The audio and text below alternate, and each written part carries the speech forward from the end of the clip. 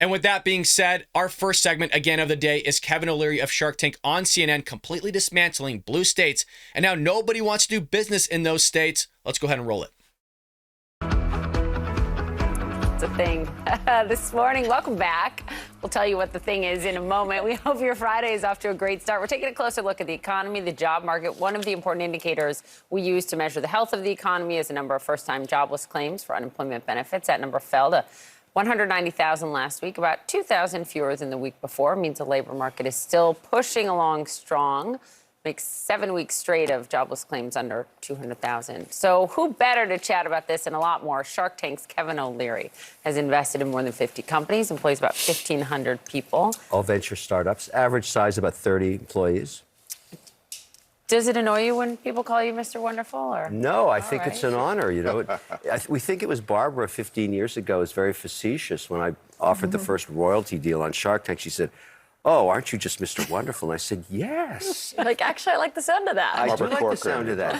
My wife does not call me Mr. Wonderful. I can guarantee you that. Okay, so let's just start with why on earth it's so hard to hire and keep good employees these days. Over the last 3 years, there's a new generation of worker, particularly in financial services and in technology around engineering, that has no intention of working in an office. They never have. They never will. People keep saying, oh, they're all going to come back. They're not. So when you're out there hiring now, part of the negotiation is where they're going to work. And so if you're competing, which we still are because unemployment's under 4%, this is an extraordinary economy. Yeah. We're supposedly going to a recession at full employment. It makes no sense. But the reality is pumping $3 trillion into the economy has provided a lot of liquidity. So we're hiring every day and we're competing every day. And we cannot get them in the office. 44% of our employees now across our venture portfolio work remotely, and they ain't coming into the office, period. Wow. That's it. Now, I do want to pause it there because he makes a great point here, and you're going to kind of see this work environment change, I believe, over the next decade or two, not just with millennials, but also Gen Z. Now, there's been also studies out there of talking about just the work week condensing from 40 hours a week to possibly 35, or there's even been talks of 25-hour work weeks. And the reason why they're getting to that is because studies show that those that work 8-hour days, which is the vast majority of Americans that obviously work full time, is that they're only working basically 2.5 hours. Like their productivity level is only 2.5 hours, give or take.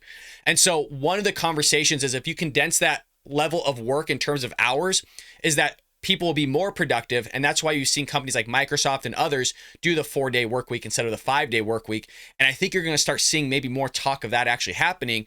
And that's another incentive, which Kevin O'Leary is kind of referring to here of, hey, there's a lot of people looking for work. And there's a lot of competition happening with employers. And so one of those ways that they can incentivize people of not just increasing their salary, but also, hey, we got a 3-day weekend, we got a 4-day work week. Why don't you come over and work for us? And by the way, you can work from home. You don't got to come into the office. So I 100% agree with him here. And you're going to see a lot of dynamic and a lot of shift here with corporations, I think, in the next decade. It's just the way it's going to be. How's that for productivity?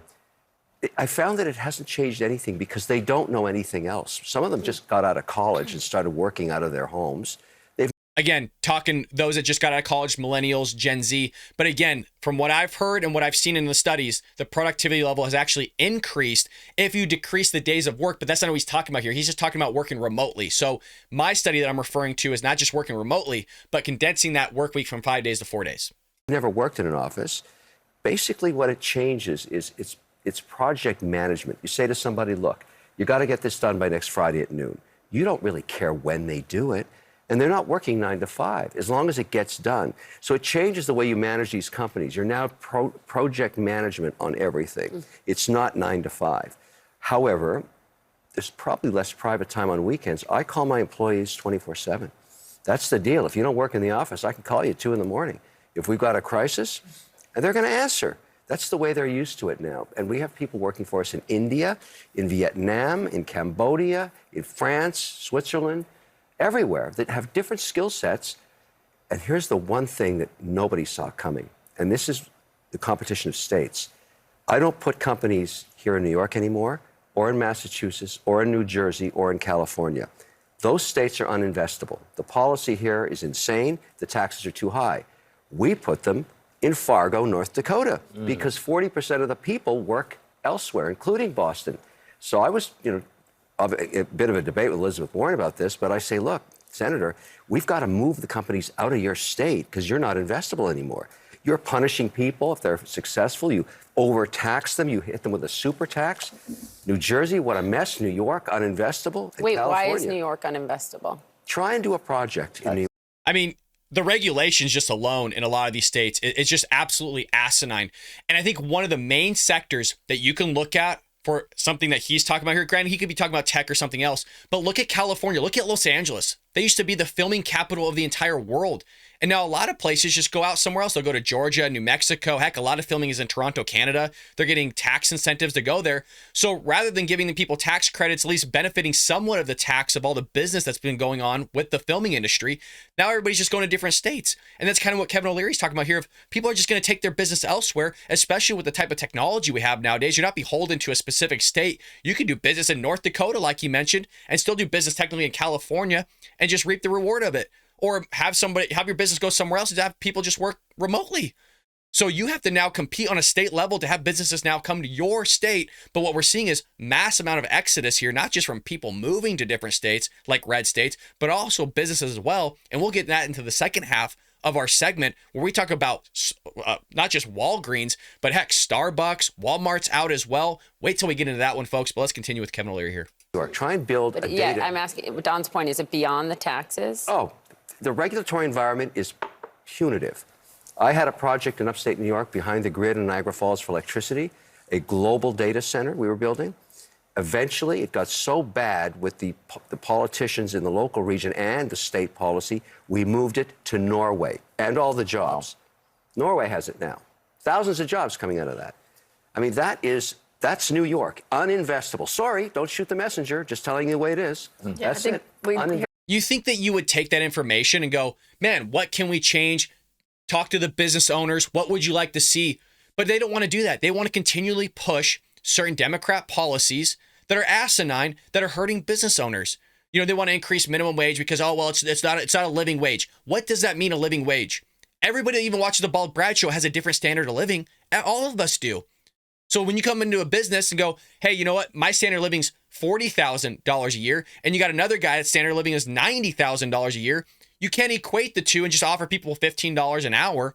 You have to have some sort of competition, but what the federal government doesn't get is that there's different standards of living in different states, but they want to push a federal minimum wage. They want to increase it to $15, $16 an hour and do all these crazy things, and all it's going to do is it's going to pass down ultimately to the customer, and the customer doesn't want to pay $20 for a burrito, doesn't want to see somebody getting paid $24 an hour to scoop food onto a plate because there's no skill involved into that. And so what you're going to see is a lot of businesses fleeing, going to other states or automating things. And it's just terrible to do business in. I'll even go back to my auditing days. It's been a lot of years since I've been an auditor, almost 8 years at this point. And I remember going in and having to do inventory, and you would tour the manufacturing facilities with whether you're doing clean energy, construction, or whatever it means, manufacturing, doesn't matter. And a lot of times what I would see is that these companies are complaining about just the regulations that they would have to follow. And I could specifically remember one where I'm touring this facility of these emission caps that they'd have to put on top. And the state of California, the federal government mandated that because it helps burn off the whatever emissions that were coming from it to allow it to make it purify and a little bit cleaner than what it was previously. And they said it's so tough just to keep up with these regulations, and they're hurting. And it was our job to kind of go through the financials, go through the statements to kind of figure out, hey, what can we move along? What can we do to consult them better, to maybe advance where that the revenue may be, whatever it was. I mean, we're talking 8 years ago, almost a decade now at this point. But I 100% agree. People are leaving California, New York, and all these leftist ran areas because they don't want to do business in there because all the regulation and red tape that they're having to do. And if you want to look at another sector on top of that, look what Joe Biden's saying about the fossil fuel industry. So they don't want to do business like this because they're pushing all this environmental stuff, regulation, yada, yada, yada. Some pushback from our elected officials in New York on that. I was just going to say Kathy Hochul. Yeah, but I'll debate them any time of the day you want. We would love to set that up. Particularly I'd watch AOC. that. She's great at killing jobs. She kills jobs by the thousands. You know, another New Jersey problem. Where did Amazon take their jobs? They took them away from her. She threatened to sue them if they created jobs. I mean, this is a reality. This is a reality that the business... There's a little more to it, but let's not relitigate that. You know, there's not much to it. You see, these people don't get it. They literally don't get it. They're Democrats. They're progressive left. They're one of the... I'm telling you, none of these people on that stage, other than Kevin O'Leary, none of these people on that stage are Republicans or conservatives. Maybe Kevin O'Leary is or isn't. I have no idea. They're all Democrat. I'm almost positive. Just the way they're talking. Either that or they're really not business friendly. Well, there's more to that. No, not really. Not really. I mean, you could literally pick a company. Walmart just moved out of Portland, Oregon. We'll get to that in a moment. You literally have Starbucks doing the same thing, removing 16 stores from all Democrat-ran areas. So explain that one to me. But they don't want to do it. Well, there's more to it. Elon Musk is out of the state of California doing business now in Texas and other places. So, I mean, it's business after business after business. What are you going to just say, well, cherry pick this, cherry pick that, cherry pick this? No, it's not a buffet, lady. You don't just get to choose what you like and keep aside all the other things. The Democrats suck, just completely shellac doing any sort of business in those states. Sorry, just telling the truth. He's saying what a lot of people are saying, especially what happened with that Amazon thing here in New York. Just real quickly, I don't want to hog the conversation, but what was Elizabeth Warren's response when you said that to her? Look, I have a lot of respect for her because it's okay to have a debate about politics, but not policy. When you have punitive policy, you're making a mistake. And I want to just put up my hand and say, I don't agree, Senator, with your policy. I respect you as a politician, a very successful one. She's very successful, and that's the state where I grew my kids. I mean, our family grew up in Boston, Massachusetts. We left there to move to Florida like everybody else is because it's such a tough place to this is a tough message. People really are critical about this, but somebody has to call it out because this is a competition of states now, and we don't put money there anymore. We put it in other places, and jobs are created elsewhere. Over time, this is going to diminish New Jersey, diminish New York, diminish Massachusetts, and California out of business. Out of business. El Morte. No business there. You can't do business there. I don't know what that place is going to turn into. Maybe a tourist zone, but no business. Imagine San Francisco. You can't even walk at night out in the street. Sorry. Can we talk about what's happening, though?